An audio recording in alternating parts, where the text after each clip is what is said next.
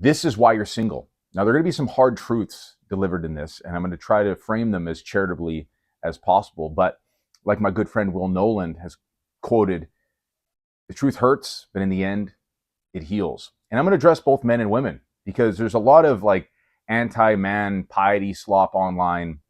And let's be honest, there's a lot of like anti-woman stuff online too, but there's mostly anti-man stuff because we live in a, postmodern feminist wasteland that is the world right now, that is modernity right now.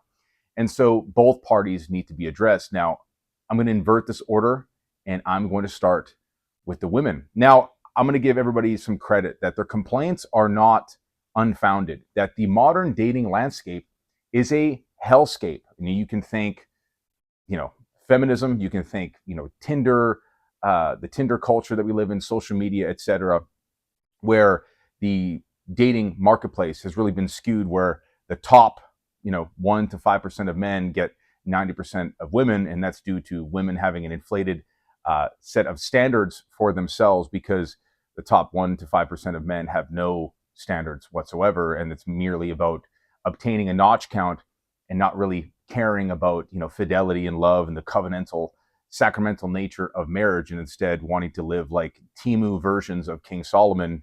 And sort of like the pinnacle version of this is Andrew Tate. So this is why you're single, ladies and gentlemen, specifically addressing Catholic men and women, Christian men and women, but I think this could apply to even secular folks. So hear me out on this. And the answer is very short for women, and the answer is, a little bit longer for men, but a lot shorter, a lot harder hitting for women. So women, the reason why you're single is because you're a feminist. You may not realize it.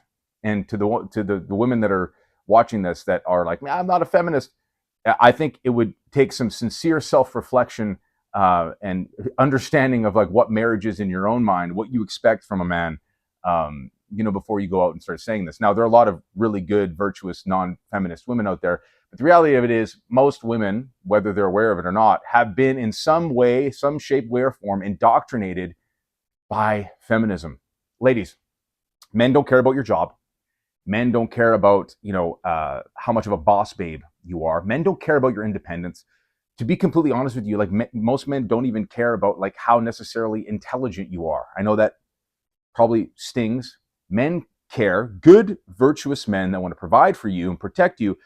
Most men care about how much of an honorable and virtuous wife you can be, how much of a homemaker and wife and mother you can be, how you can support them in their mission, and which is kind of precisely what submission means. I think that's gotten it's become such a dirty word in the modern world, mainly because feminism has subverted everything to do with the true sacramental nature of marriage and the true nature of that word itself. But men care, good, virtuous men care about how much like the Blessed Mother you are.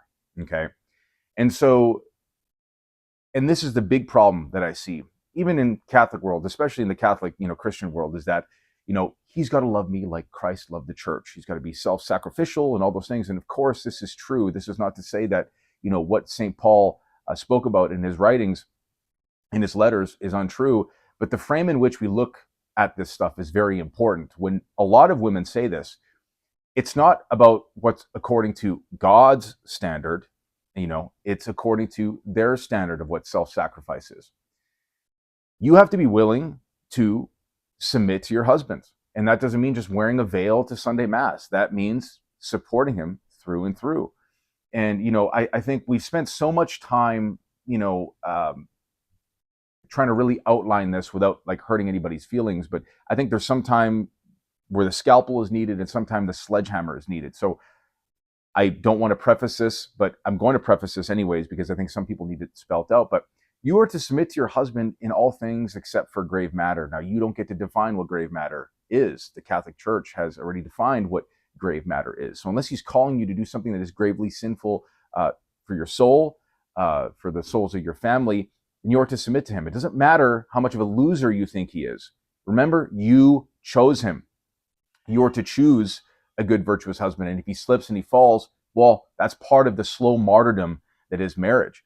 And so a lot of you are hyper focused on your careers, your independence, you being a boss babe, etc., no good man that wants to provide for you cares about these things.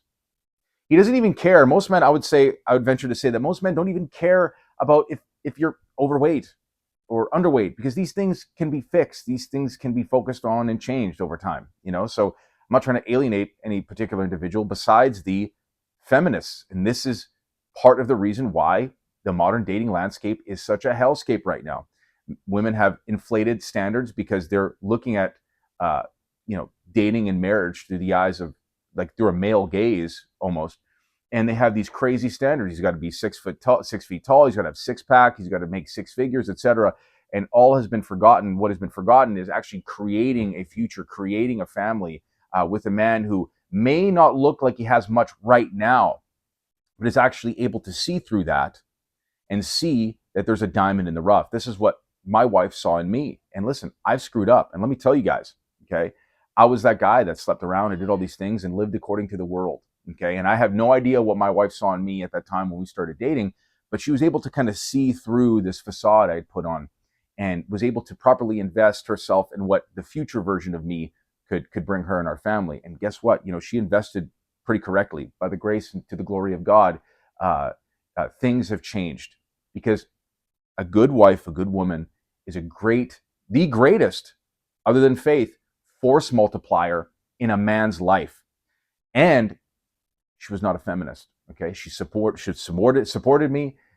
She submitted to me. She goes where I go, and she followed me even when I was really tripping over myself and stepping all over myself and not really understanding and kind of floundering in my role as husband and father.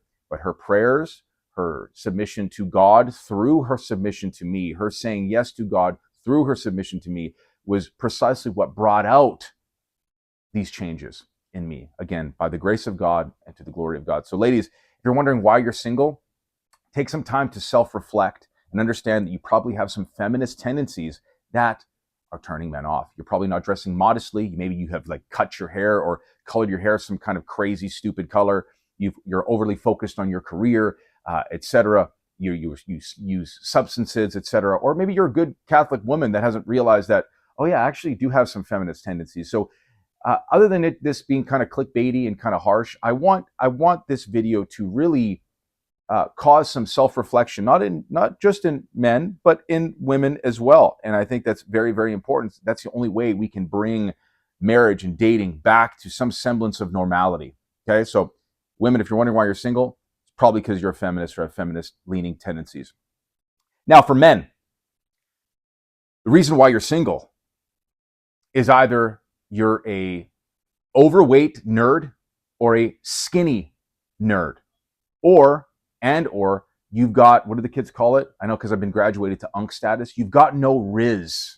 Okay, listen, not all women are hoes. Not all women, most women, not all women are feminists. Not all women are going to take you for everything that you've got. And to be quite honest, if you're dating too and you're young, you probably don't have much anyways. But the fact of the matter is, I see a lot of good Catholic dudes, virtuous Catholic dudes, pious, well-practiced, well-studied guys, but they have no natural virtue whatsoever. And this has kind of been like the point of this channel. Not that I am like the pinnacle or like the apex of like male natural virtue. I'm not. I'm absolutely not.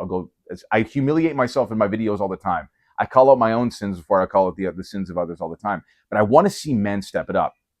If you're an overweight nerd, okay, you've got to change that. You got to learn to fight, lift some weights, drop some body fat, build fortitude and temperance.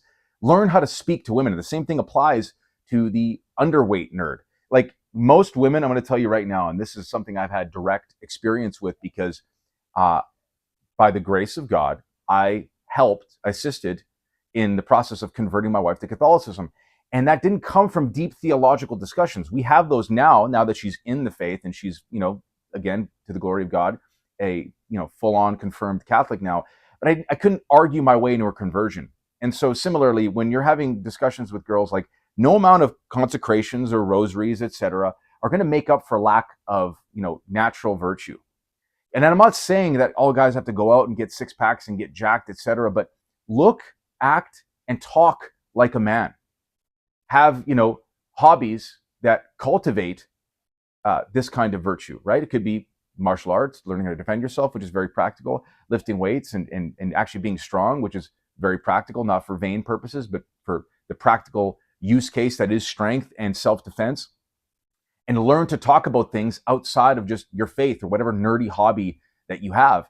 And again, this is such an underrated component. It's make her laugh, learn how to make her laugh. And so, how do you guys, if you are sort of social outcasts or not sure how to do this, you got to practice. You got to get out there and talk to women out in public. Don't be afraid of them. Now, I understand where a lot of this fear comes from because we live in a post Me Too era. So, a lot of guys are like, man, I ain't even going to talk to a woman. Um, Most women are not going to Me Too you, especially if you're not going out to clubs or bars and trying to sleep with women, which you absolutely should not. You should be preserving yourself for marriage. That's a very virtuous and good thing to do. It's what God wants you to do. It's not just for women, it's also for men. But I see a lot of complaining from guys online because they're hyper online and they're nerds. They're either overweight nerds or underweight nerds. And I don't care how trad or how well read you are on the faith. These things, of course, are important. But if you don't give off protector vibes, you're not going to cut it. It's not going to happen because what's not going to impress her or attract her to you is necessarily all of the piety that exists in your life, in your interior life. That's certainly an important aspect, but it's, do you signal being a protector? Do you signal being a provider? And guys, you don't have to have all the money in the world to do this either. Okay. Part of marriage and part of courtship is building a life and a future with somebody. So don't wait until like you're in your 30s or your 40s to do this. Start young. You don't have to be able to buy the house and do all the things right away. Again, a woman is the greatest force multiplier outside of faith that a man could have in his life. So when you choose her wisely, and you're not just, lifting weights or learning to defend yourself just for a woman, but for your own benefit, learning to speak and to be social with people for your own benefit. It's a net positive in general. And I kind of lost my train of thought there, but you kind of get what I'm saying, is that I just don't think guys have a right to cope and seethe and yell and scream from the rooftops that like modern dating is so hard.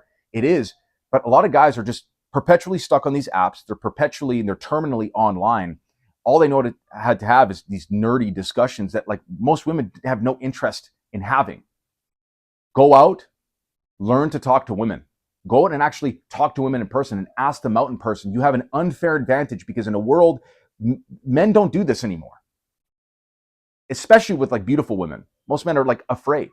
And if you're not looking and scraping the bottom of the barrel at clubs or bars, etc., you're going to find some good women, whether they be at your parish, whether they be at the library, or just in your day-to-day life at the grocery store, guys. Like have some cojones and go and talk to women and ask women out because you have an unfair advantage. And cultivate some physical virtue, guys, okay?